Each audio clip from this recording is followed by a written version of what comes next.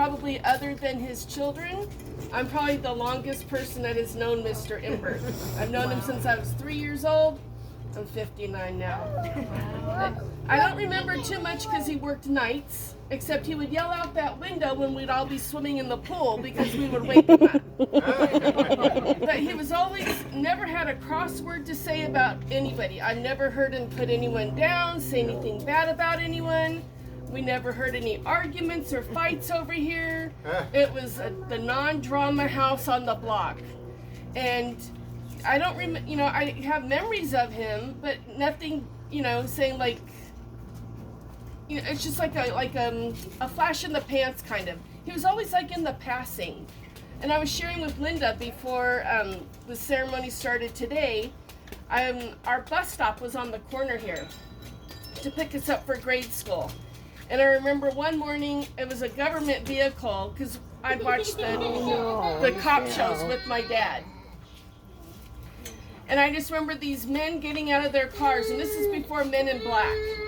And they got out of the car, and they came up to my mom's house, and I was like watching, like, what is going on? Are we in trouble? And then they quickly left. So when I got home from school that day, I asked my mom, like, why were those guys there? Because Mr. Imberg needed a security clearance for his job. But I was thinking there's something going on in my family, like, oh, something happened. And, you know, this family has always been very nice, supportive. I'm sure if I ever asked anyone for anything, they would be right there. And I must say, my parents were not the most computer literate people, and neither am I. But man, anytime their computer did something wrong or they had questions, Mr. Imberg was right there, either on his 2 feet or with his walker coming over. He was always the nicest man. And we love still having Mrs. Imberg. We don't want to lose you for another like 20 years. Don't leave us. They're just the best neighbors. We just love her. She was like a second mom to us. So we really love you. I wanted to say something. Okay. Hi, everybody. Hi.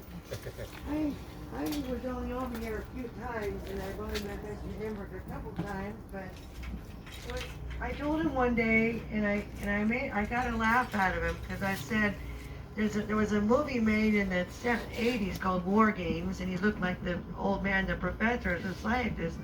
He kind of said, I didn't know what to think, and he kind of chuckled. He didn't really know what to think, but he kind of chuckled. I said, he really didn't know what to think for a moment, but he chuckled. That was all. Rotate the speaker.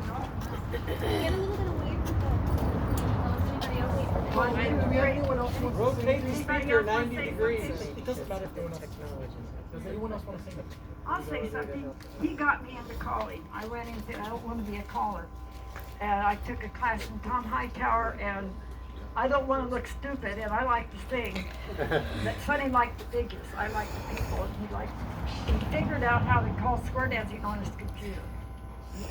All he liked about square dancing was the mathematical thing about it.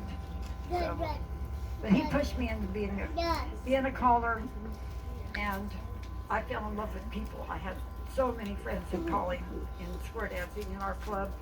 Not many left anymore. I have two. Bonnie was my friend in square dancing, and she was a fun timer. And I don't know if anybody else here was a fun timer, but anyway, I'm happy all you guys came. I just can't believe how many people I have here. And I love everybody. And, We love you too. anyway, does anybody else want to say anything at all? Yeah, okay. Would you like something to eat? Cake? I got a carrot cake and a cake from Costco, plus cupcakes and all kinds of stuff. And I got hot water to make instant coffee with and tea.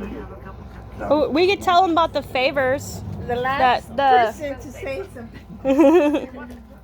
The bookmarks me and my brother made, and they're of his handwriting that he had what he wrote above his computer, and he would keep it there, and I took a picture of that and I turned it into bookmarks with my brother. He put the strings in, I did the cutting out, and then Bobby helped me design them on the program. The GIMP program. Yes. Testing.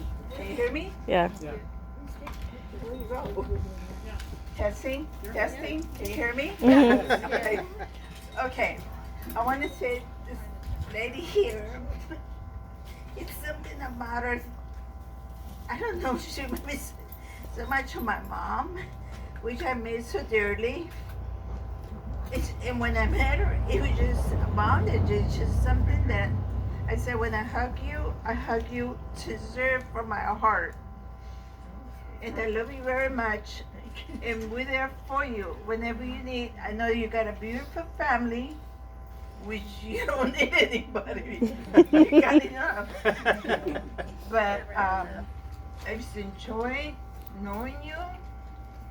And hopefully, I'm only 5 minutes away. I'm gonna be knocking on your door and saying hello. You know, and the best part that I see you at church.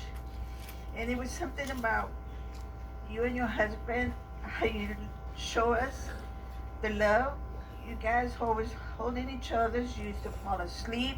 And I said, that's real love, you know. You don't see that too often. I wish this generation continue on, and I don't like to talk about Mikey because that's just what happens to me. I cry. But I think every one of you guys that came from all over to gather the family, which How is about the very doll? important to me. The dolly. She gave you a doll. Yeah. And was honored to me. She got so many dolls, and what she did, I was always observing her dolls, how she created them. God used her for that, and what she did, she gave me a little doll, and she, I don't know where, and I go, huh? You gave me this little doll? And I said, you sure? She goes, yes. I said, I have a little dome in my living room, and I said, I'm gonna adopt her and I'm gonna name her Nina. and that's her name, and I'm always talk to her. And I just thank you for you giving me that little doll. It was very important to me. Thank you.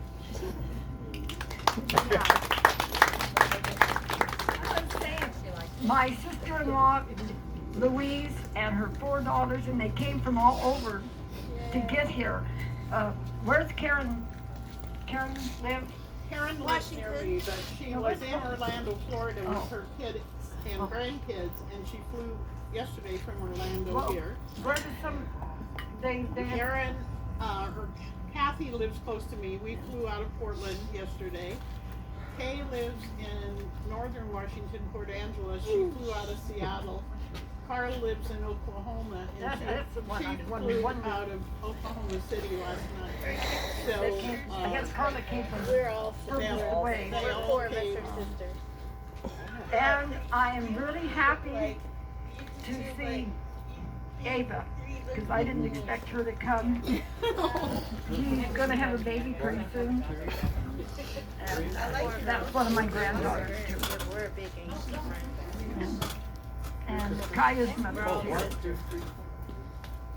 No, that's right. No, I got wrong person. Cheryl. I got somebody. Well, Kaya's grandmother sent food, sent sandwiches, and okay. She has Cheryl. Where is Cheryl? Hi. Hi, Cheryl. You're doing the picture taking. And I didn't meet you though. Ready? There you go. a lot of pictures of me with the mic in my head. I was a caller for 34 years, so.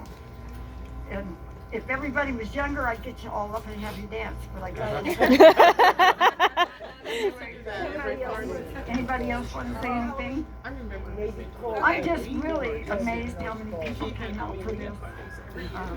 I think this is the most people, except for Debbie's wedding. I think I had 75, but this is the most I think I've had here.